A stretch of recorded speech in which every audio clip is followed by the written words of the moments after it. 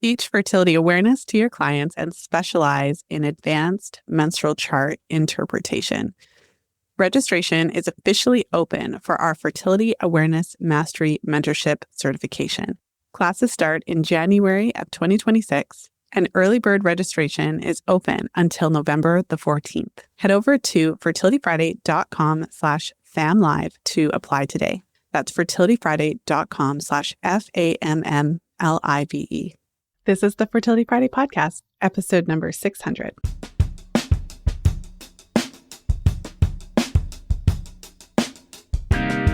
Today, I have what I think is an exciting episode, only because it's one of the topics that I love getting into, which is fertility awareness too difficult for women?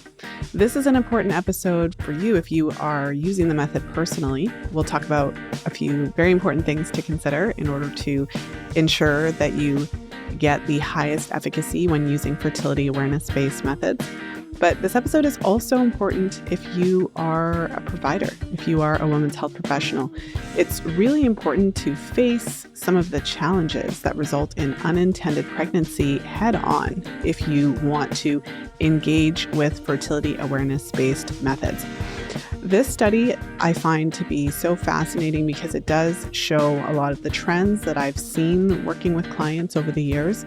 It does give some insight into the relationship between how well that user effectiveness number correlates with your client's actions and intentions. And it really touches on the complexity of this topic of either avoiding or trying to conceive. So before I get into it, let me share a little bit about the study. So the title of the study is really long. I'll just read a portion of it. Pregnancies, Intentions, and Fertility Behaviors During Use of the Cretan Model Fertility Care System After Initial Intention to Avoid Pregnancy. So that's a mouthful, but the Cretan model is a mucus-only method with a very detailed charting system, similar to the detailed charting system that we teach our practitioners in the FAMM program. But it is a mucus-only method. And so, as we'll talk about in this study, they had several users. So they gathered nearly 300 users of this method. And in the study, they had them identify each cycle if their intention was to conceive or to avoid.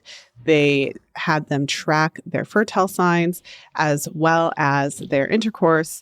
So they did the study based on a few different criteria. So we'll get into all of that. But because this study includes real life, this is what it looks like. When I'm working with clients, you have some clients that are actively avoiding, some clients that are trying to conceive, but that doesn't mean that their intentions or actions can't change.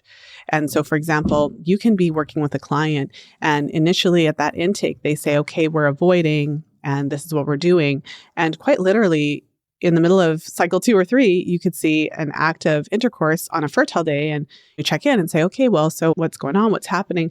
So the reason that I'm sharing that is because intentions are not always set in stone and they can change and shift. And of course, that affects a lot of different things. So what I really like about this study is that it is looking at a population, a mixed population, which is always what I worked with. I didn't ever work with only women who were trying to conceive or women who were trying to avoid. And even if you think about it, if a woman is trying to conceive, there might even be a couple of months where something happens and she has to back off for a bit. So it's not always set in stone. It can change. So let's go ahead and get into it. So a little bit of detail about the participants of the study. There was just under 296 participants in the study. The average age of the women was 27 years. And 82% were Catholic, and 100% were married or in a long-term relationship, and 90% were newer users to the method. So that is an interesting segment of the population just to kind of set the stage. So this is interesting. The initial intention, all couples began intending to avoid pregnancy. But of course, there was a shift over time. So many couples transitioned towards openness or intention to conceive during the study. So 84% of the cycles were reported as to be avoiding, meaning that at the beginning of the cycle, they said, okay, this cycle we're avoiding pregnancy. 10% were identified as achieving, meaning they set that intention at the very beginning that we're trying to conceive this cycle. And then 6% were uncertain or ambivalent. And so those were questions kind of like, I'm not really trying or avoiding kind of thing. And then interestingly, partner agreement. So they asked these questions to the male partners and the female partners separately. And the male and female intentions matched in 91% of the cycles. So I thought that was interesting as well that they tested that. And so most of the time they were on the same page, but obviously just under 10% of the time, they did not match up. So again, very interesting. So if we get into the study results, among the couples who specifically said our intention is to avoid pregnancy, 29% of cycles included intercourse on known fertile days. So these participants were trained in this method. They were told which days to consider fertile, which days to consider not fertile. But in 29% of cycles, there was at least one act of intercourse on a day that was known to be fertile, likely due to the presence of cervical fluid or being within the boundaries. So in all methods, there is either what would be called a count of 3 or a peak plus 4. In all methods, there is a period of time after we are trying to confirm ovulation that you consider fertile. And so we have the actual days where we would identify fertility with a mucus-only method that's based on mucus observations, but we also have this buffer period. And so in 29% of the cycles, intercourse took place on a known fertile day. And then it says, when including potentially fertile days, this increased to 44% of cycles. And another interesting point, even couples who reported that they were, quote, trying as hard as possible to avoid, nearly 1/3 still had intercourse on a day that was identified as fertile. So if we look at the outcomes then of this study, among those who specifically said, we want to get pregnant, 89% within 12 months of those couples did achieve a pregnancy. So nearly 90% of those who said, okay, we want to conceive, 89% within 1 year did conceive. Now, those who said we're not trying to conceive, but as I just said, there was about 1/3 of the cycles where sex did take place on a day that would be identified as fertile. About 35% of those couples conceived within 12 months. So that's obviously interesting because that's a pretty high pregnancy rate. And again, the reason why the study is interesting is because it's really looking at not only the outcome, but the intention stated and then the behavior and looking at when those two things didn't match up. So when they actually looked at what would be a true method failure, meaning that if there was no sex that took place on any fertile days, as outlined in the method, the true method failure rate was 0.3%. So it was very, very low. So the true method effectiveness rate based on this study was very, very high, over 99%. And so what the study showed was that the vast majority of failures, when we're looking at failures, are related to behavior on the user behavior, what activities that they're taking.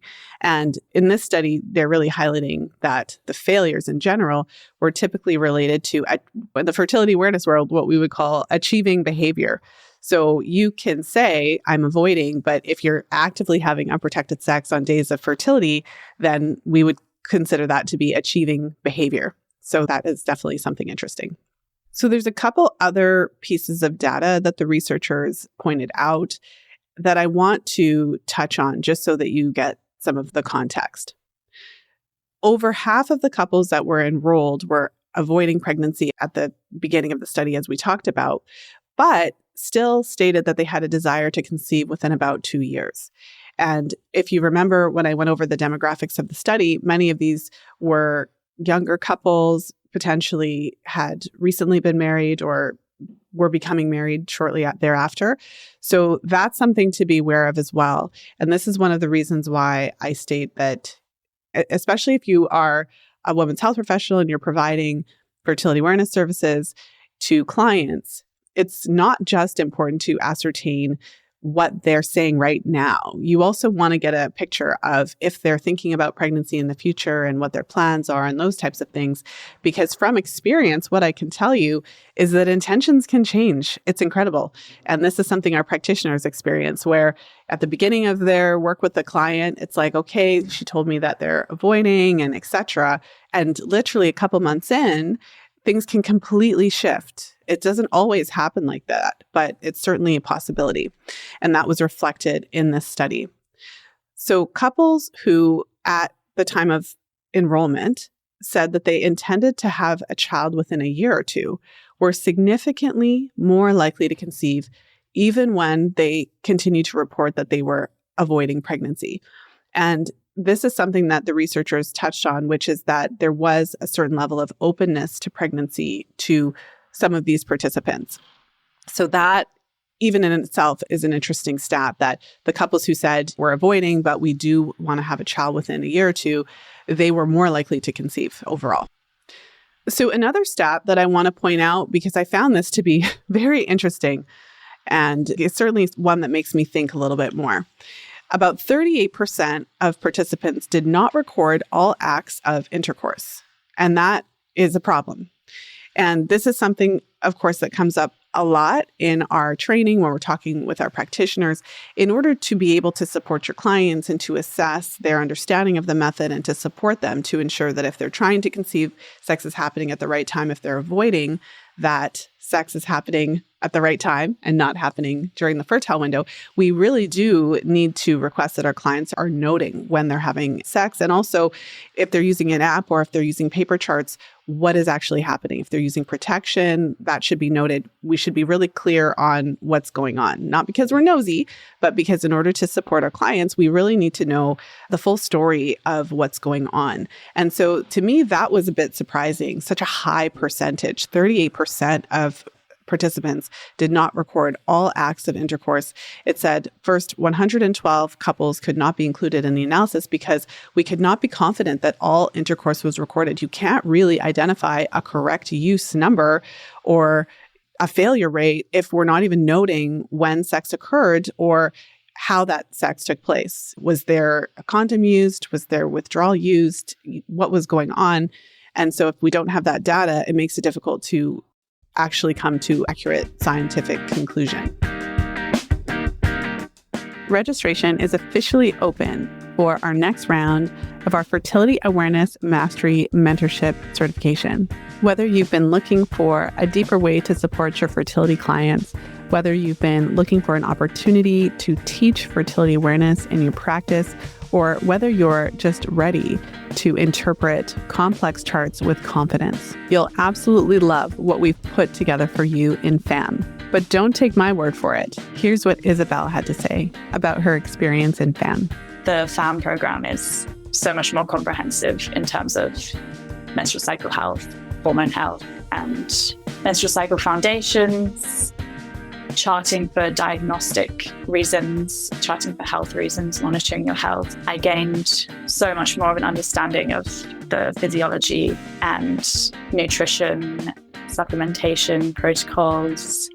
The previous programs I didn't touch on that at all. So this was a much more comprehensive insight. Working with clients who were really struggling with their cycles, that was a massive difference that I was actually working with. For instance, someone whose periods were missing for months, and we were able to work together with this protocol to bring that back. Head over to fertilityfriday.com/FAMMlive to apply today. That's fertilityfriday.com/FAMMlive. So what are the implications of this? And getting back to the initial question at the top of the episode, is fertility awareness too complicated? So there's a few things I want to share. And of course, I just want to say I'm sharing from my perspective. Now, I do not teach a mucus-only method. After working with over 1,000 clients, and especially working in groups for many years, I did group coaching programs for clients. So I'm working with multiple clients at a time. I can share some of the observations that I've seen and some of the wisdom or knowledge that I've gained. We really have to look at this not just as a black and white, these are the rules, this is the method. We have to take into consideration our clients and their motivations, their fears, their level of understanding in order to really set them up for success. So when I first learned fertility awareness, as I've shared many times, I was very young.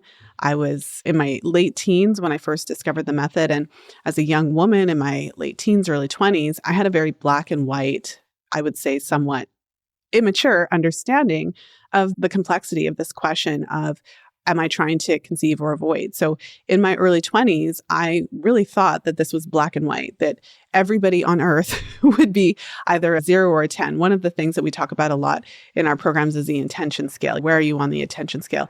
If someone says that they're a 0, they may be motivated to terminate a pregnancy because they're saying, 0, I'm not open to it at all. If somebody is a 10 on that intention scale, they are likely actively trying and maybe pregnant right now.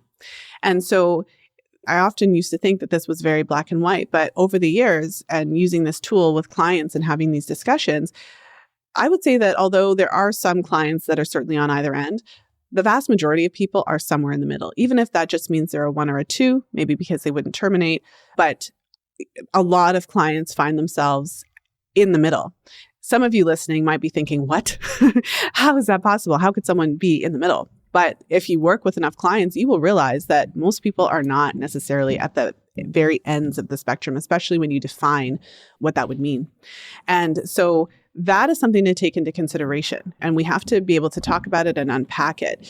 And we also have to recognize, as I've said already, that this is not something that you do once and then you move off from it. And you also have to take into consideration the partner, because you may think that you know where your partner is at, but until you have that conversation, many of our clients are surprised when they have that conversation with their partners because they thought their partner was in one place with regards to their openness to pregnancy, but they're actually in a different place, whether that's that they're less open or more open to pregnancy than they realized. So all of these things have to be taken into consideration. And one thing, if we look at the data and research on fertility awareness-based methods, if we look at the efficacy, typically fertility awareness-based methods that are mucus only typically have lower effectiveness. There are a lot of different studies on the Cretan method in particular, some showing very high efficacy. And so what's interesting about this study is that the actual pregnancy rates were a bit higher. The study gives us a lot of nuance on that, showing that, like I said, a third of couples who stated explicitly that they were avoiding were still having sex on days that were identified as fertile. So we kind of see what was going on, but we do see this higher pregnancy rate. And so as practitioners, what do we do with that information? So for myself, one of the things I love to do, obviously, is I love to go directly to the research and look at the methods that consistently show the highest efficacy. And this is something I've talked about many times.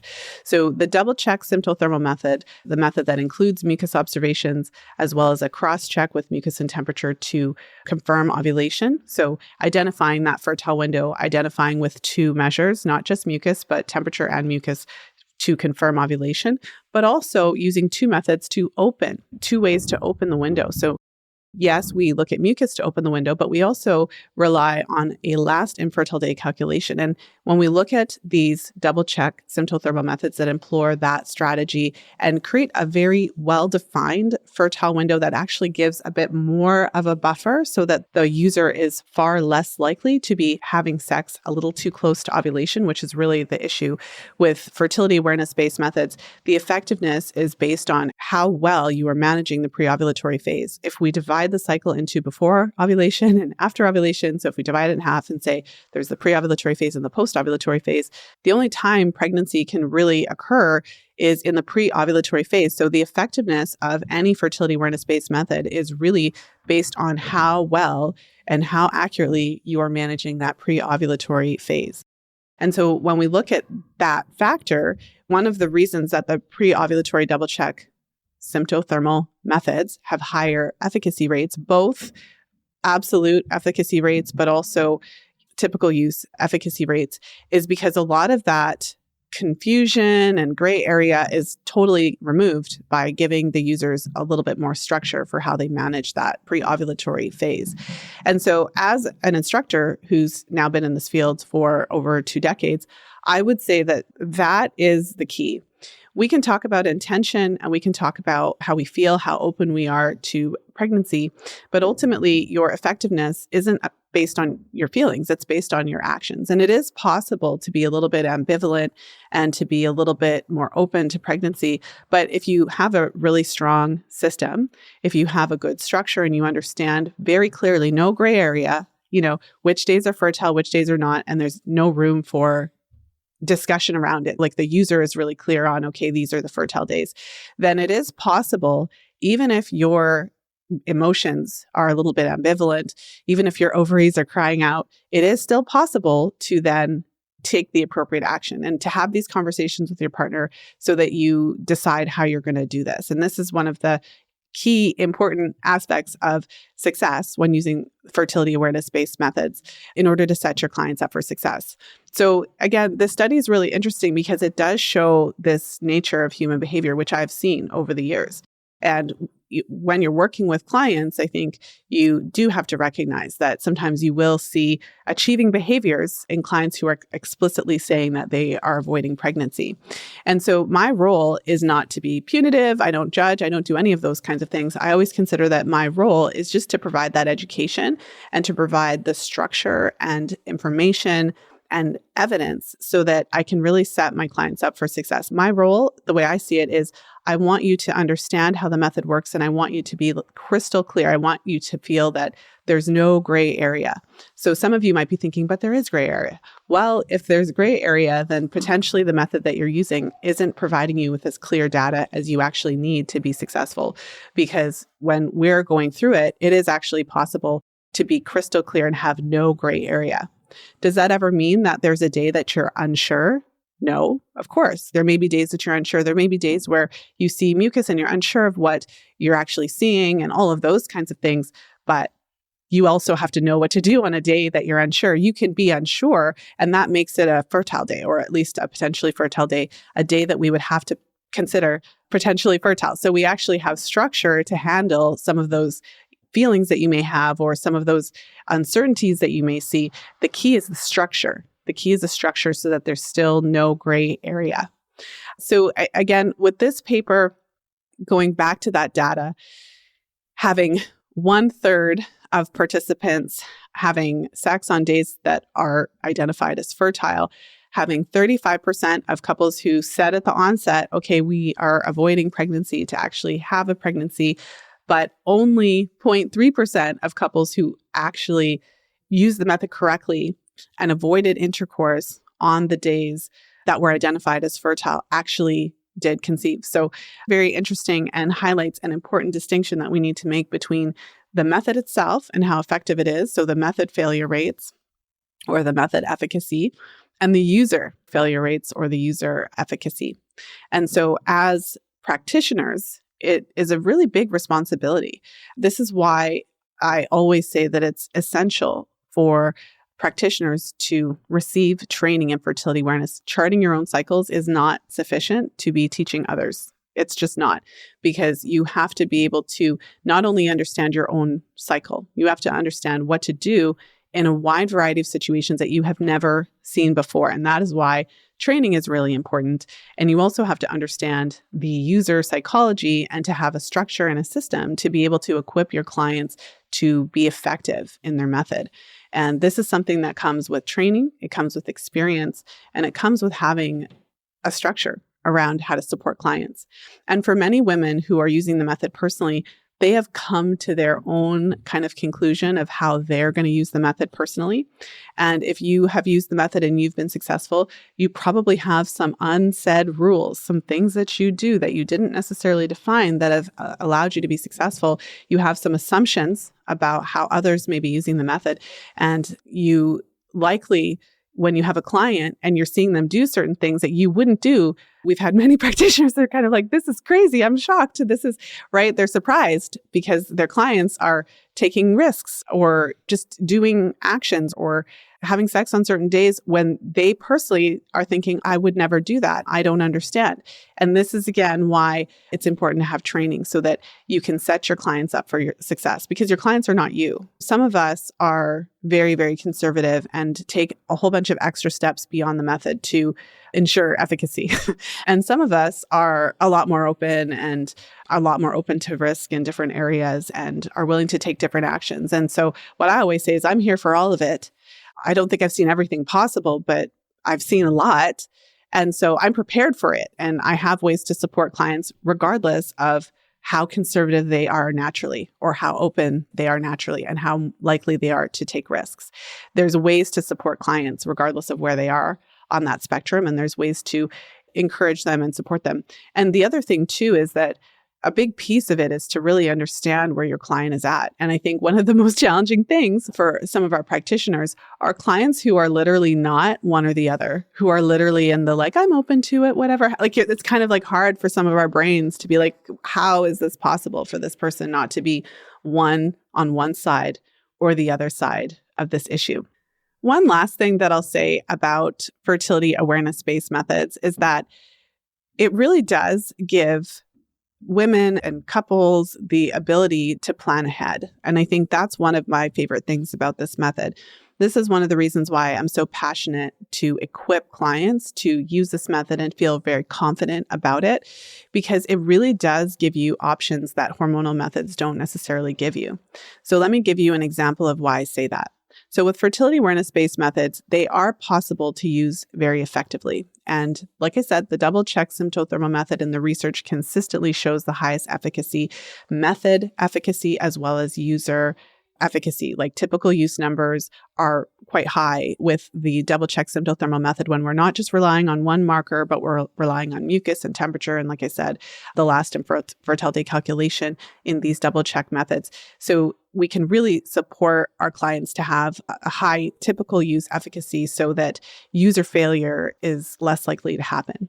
But in that context, you have a woman who is cycling naturally. She has the opportunity to chart and see what's happening in her cycle. And if we are seeing some cycle irregularities or abnormalities and she's actively avoiding, but she's charting, we're able to intervene and support her and see in real time how those interventions are taking effect. And so I've supported hundreds of clients to go through this stage if they're coming off the pill. Those first cycles tend to be a little bit irregular as the body normalizes, but we can really support her and also have a strong focus on preconception nutrition. So while you're still avoiding pregnancy, you're able to really zone in and support hormonal balance, support menstrual cycle normalization, build up those nutrient stores preconception, all while you're still using the method to avoid pregnancy. And I've had a number of clients in the same kind of situation that's outlined in this study where they are currently avoiding. Maybe they're a younger couple, maybe they've been together for a long time, but now they're thinking, okay, in a year or two, I want to start trying for a baby. And I absolutely love working with clients in that phase because there's just so much potential there. You're still avoiding, but you have this wonderful runway to normalize your cycle and to build up your preconception nutrient stores, to learn and be educated about how your body works, to understand fertility awareness, and also to have your partner jump in on the preconception nutrition as well so that we can support his sperm health, your egg quality, your body, your nutrient stores, all these things. So I absolutely love this window of time. It is just such a wonderful opportunity. And so for these couples then, when they're doing that, by the time they're ready to try to conceive, oftentimes the cycle is in a much better place than it was before. And of course, they may have been actively working on their preconception and nutrition during that time. Now, contrast that to the birth control pill. Now, what I always say is that a woman, her and a man, so anybody really, but your intention can switch on a dime. You can go from, and one of the examples I often give is if you have, I've worked with many young couples and let's say they're getting married in the fall or something like that. So it's like, I'm avoiding, but literally that month, that day that the wedding takes place, all of a sudden now we're like 100%, like I'm 10 out of 10 on the intention scale. I'm ready to try and I want a baby right now. And it can shift like that in a day. It can shift very quickly. And so if you've been using fertility awareness, you've been prepping your body, for example, as I shared in that example, So now your cycles are in line and all these things. So when you're ready, like your body's already ready, right? Your mind can switch. You can go from I'm avoiding to conceiving overnight and your body's there for it. It's ready. But for someone who's been on hormonal contraception, their heart can shift in a day, in a moment, just like that. But when they come off the pill, their body still goes through this transition for many months. So this is a great opportunity for couples and women who are in that stage of thinking about future conception. Of course, there's a lot of benefits just for health and all of those reasons as well. But this is one of the reasons that I'm so passionate about fertility awareness, because it is a birth control method that can be used correctly. We can support our clients to have the high degree of efficacy that is reported in those studies when we're using the correct system, when we are trained in the models with the highest efficacy. There is, of course, a time and place for all of the different methods. There's plenty of women who prefer mucus-only methods, and there's a lot of reasons for that. So the best method really is the method that works best for the user. But over the years, I've certainly found, especially I've worked with a lot of women who are avoiding pregnancy, who are terrified of an unplanned pregnancy. So I'm far more comfortable teaching the highest efficacy method so that they can have the structure they need to succeed. But as you can see, there's just such an incredible potential here to support clients. But the key is that when you're working with clients in a professional way, you need to feel good about the method that you're teaching, and you need to feel like you're equipping your clients to be successful, right? And so that's why I always go back to the research and look at which methods are most effective. So hopefully this episode has been interesting to you and has shed some light on some of the different aspects of fertility awareness charting. And if I go back to that original question, is fertility awareness too difficult? It isn't too difficult. We just need the right system, structure, and instruction. We just need that clarity. And we need to get to that place where we can be really black and white. Is today a fertile day or not? And to have those conversations about intention and discuss how your intention, I mean, if you're not talking about it, sure, that means you could be taking risks and there could be that subconscious motivation. But if we put it out there and we have these discussions and acknowledge that we have maybe, although I'm not wanting to get pregnant right now, like there's a part of me that wishes I could be pregnant right now. If we can talk that out, then we can really divide out those emotions from your actions, and you can still be effective at avoiding until you're really ready to start trying. So hopefully this episode has been helpful to you. It has been insightful, made you think a little bit, and also to get into the weeds a little bit, the nuances related to fertility awareness-based methods, but also with the knowledge that we can really support our clients to be successful as long as we tease out some of these issues and truly understand what are the reasons for user failure and how to support our clients to avoid that so that our clients can truly achieve their goals when they're working with us. So with that said, I hope you have a wonderful weekend whenever you're tuning into the show. And of course, as always, until next time, be well and happy charting. Thank you for listening. If you enjoyed today's show, please share it with a friend. You'll find the show notes page over at fertilityfriday.com/600. And that's a wrap. If you've been loving the podcast and you've been thinking about ways to incorporate fertility awareness into your women's health practice, then I know you'll love our Fertility Awareness Mastery Mentorship Certification Program. It's a 9-month immersive experience that will completely transform the way that you work with clients. And registration is officially open. Head over to fertilityfriday.com/FAMMlive to apply today. And in the meantime, have a listen to what our practitioners have to share about their experience in the program. If, like me, you've been thinking, this is the area I want to move into and I just want more information so that I can support clients better, then this is what the course does. It gives you the structure. It's given me the confidence to feel like I can really support women in this field, and that's sort of worth every penny, because I think as a practitioner, you always want to feel like you're doing the best you can for them. So yeah, I'd just say if that's how you're feeling and this is the area you want to be working in, then it's a bit of a no-brainer, really. Transform your practice in 9 months. Head over to fertilityfriday.com/FAMMlive to apply today. That's fertilityfriday.com/FAMMlive.